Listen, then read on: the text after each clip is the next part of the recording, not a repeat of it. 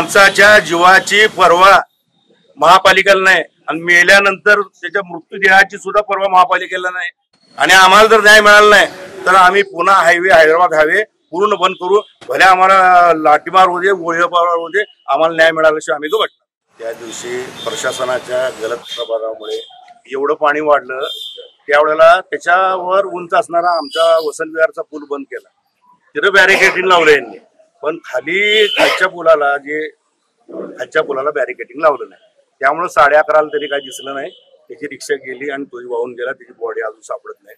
सगळ्यात महत्वाचं म्हणजे ना, ते सर्व्हिस रोड आहे गणेशनगर मडके वस्तीवरची जी लोक येतात, हे पूल तिथल्या कॉन्ट्रॅक्टदाराने न सांगता पाडलाय।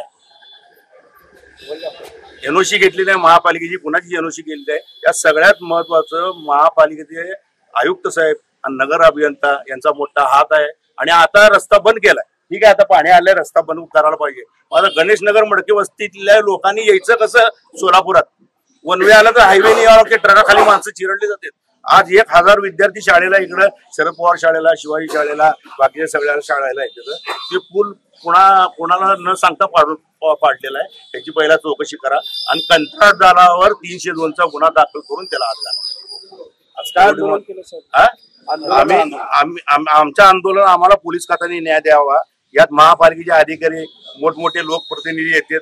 4 दिवस झालं ही सगळी मंडळी त्या पुलाच्या, त्या वड्याच्या किनारी दिवस रात्र पाठ्यपासून उपाशी तपाशी बसले, अजून बॉडी सापडली नाही। तुम्हाला सांगायला एनडीएफची काय ती बोट आली ना, त्या बोटीला पेट्रोल नव्हतं साहेब, आम्ही बघितलं। त्या बोटीला पेट्रोल नव्हतं, वसंत विहार पाशी बोट दोरीने ओढले आणि लोकांनी पैसे दिल्यावर ते पेट्रोल घातले। अशी सरकारची परिस्थिती आहे। आता बॉडी केव्हा सापडायची सांगायची? आणि यांना महानगरपालिकेने या कुटुंबाला, शिंदे कुटुंबाला यांना आर्थिक मदत करावी। आता बॉडी तर अजून सापडली नाही, ती माणूस जिवंत आहे का मेला आमच्या माहितीप्रमाणे तर व्हिडिओमध्ये ते पाण्यात वाहून गेलेला दिसते, म्हणजे त्याची बॉडीच मिळणार। तर महानगरपालिकेमध्ये त्यांच्या घरच्यांना कोणाला तर घेणं आणि महापालिकेने आर्थिक मदत करणं, आणि जो खालचा रस्ता कॉन्ट्रॅक्टदारांनी न सांगता तोडलाय, की महापालिकेचे अधिकारी आणि त्या कॉन्ट्रॅक्टरवर गुन्हा दाखल करतात। जर त्यांचा गुन्हा दाखल झाला नाही, पुढची भूमिका काय असणार? आम्ही हायवे बंद करणार।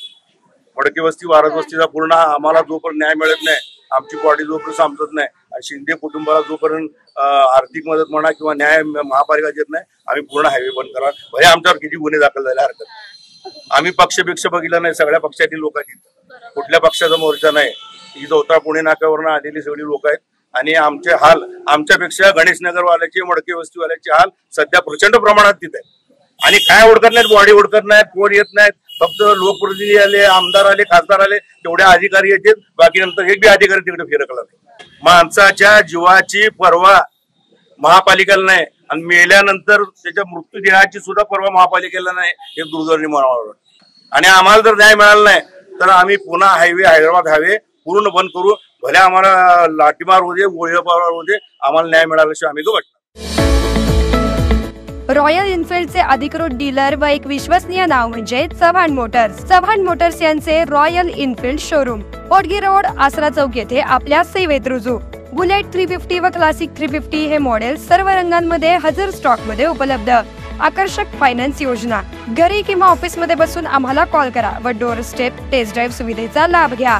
अधिक माहितीसाठी आमच्या आसरा चौकातील शोरूमला भेट द्या। संपर्क 7720 06 90 74।